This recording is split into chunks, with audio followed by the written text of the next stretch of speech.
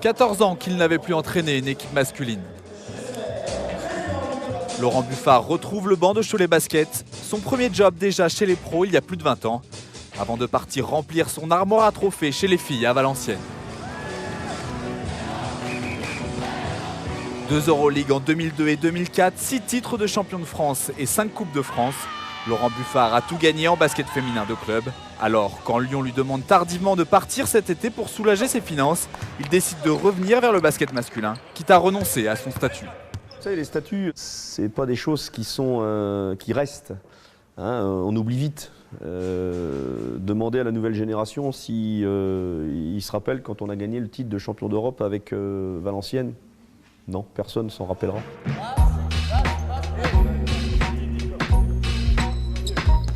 Le basket masculin me manquait. J'avais envie de voir un peu plus de vitesse, des athlètes, de faire un autre basket.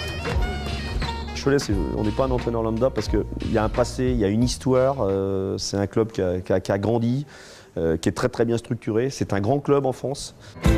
Un retour inattendu et dans des conditions compliquées puisqu'il hérite d'une équipe malade, 13e de Pro A et qui vient de se séparer de son entraîneur Jean-Manuel Souza. Malgré une victoire surprise en milieu de semaine à Châlons, il est trop tôt pour évoquer un quelconque effet Buffard.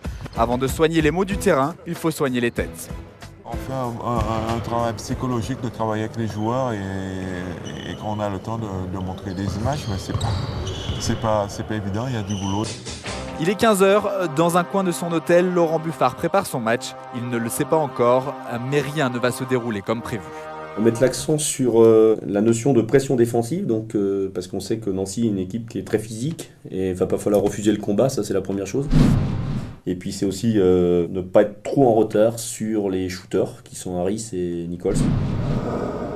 Il faut trouver les mots pour motiver les joueurs. C'est ça qui rend attractif le briefing. Quand il y a des phrases ou des mots chocs qui peuvent interpeller les joueurs, américains comme français, ça déclenche automatiquement des émotions et il y a des réactions derrière. Votre mot choc du jour, c'est quoi? Pour l'instant, je n'ai pas trouvé, mais on va trouver une formule.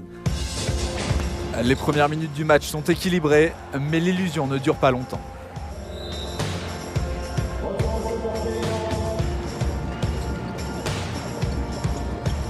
On prend 3 paniers de suite et là derrière, on n'a plus de réaction, on n'a plus rien, on n'a plus d'attitude. Pas d'adresse, pas de timing, mauvais choix et perte de balle. La première mi-temps est cauchemardesque. Après 20 minutes de jeu, le match est déjà plié. Laurent Buffard rejoint les vestiaires excédés.